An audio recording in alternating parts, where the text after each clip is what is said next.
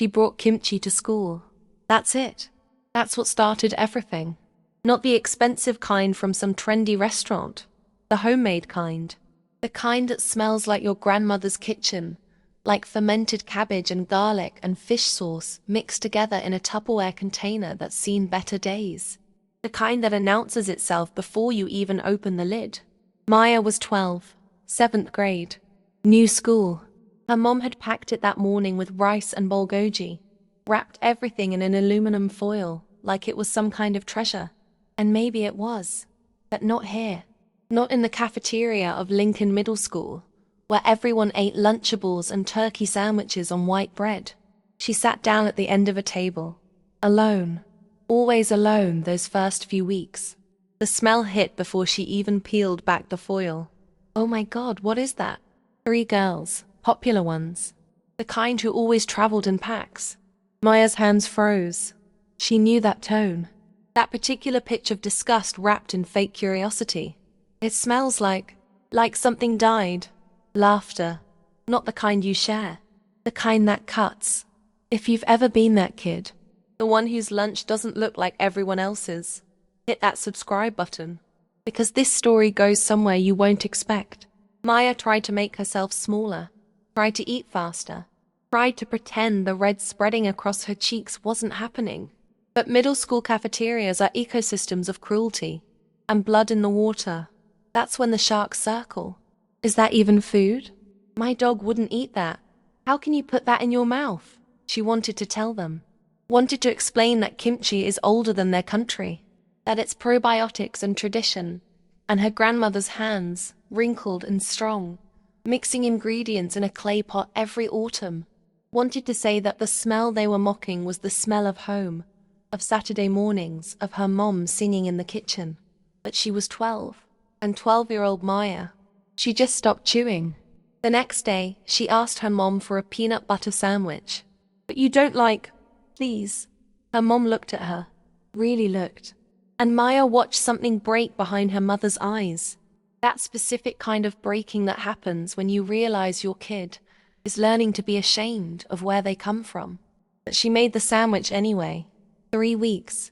3 weeks of white bread and grape jelly. And Maya getting smaller and smaller, even though she was eating the right food now. Even though nobody laughed anymore. Even though she fit in. She fit in like a puzzle piece jammed into the wrong spot. Technically there, but wrong. It was a Tuesday when everything changed. Maya was eating her sad, soggy sandwich when the cafeteria doors opened and everyone stopped. Just stopped. Forks halfway to mouths. Conversations dying mid-sentence. That specific kind of silence that only happens when someone important walks in. David Chang. David Chang. Chef, James Beard Award winner. The guy from that Netflix show. The guy who made it okay to be Asian and angry and brilliant in American kitchens. Walking through Lincoln Middle School cafeteria like it was the most normal thing in the world. He was visiting for some career day thing.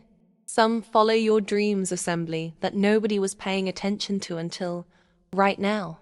And he walked past the popular table, past the jocks, past the theater kids, walked straight to the end of the table where Maya was sitting, alone, with her peanut butter sandwich.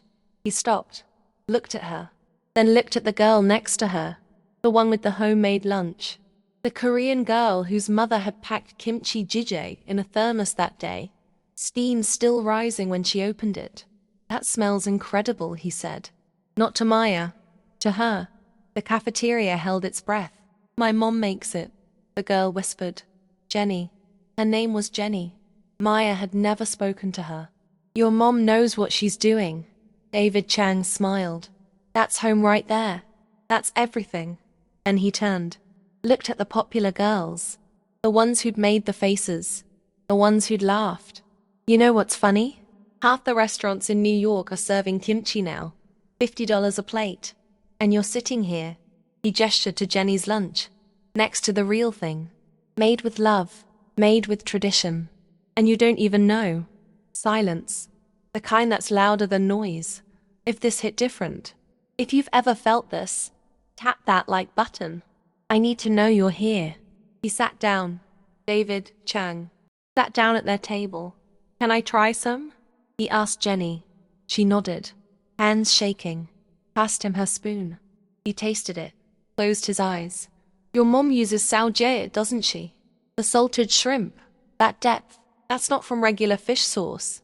Jenny's eyes went wide. How did you? Because my mom does too. He smiled.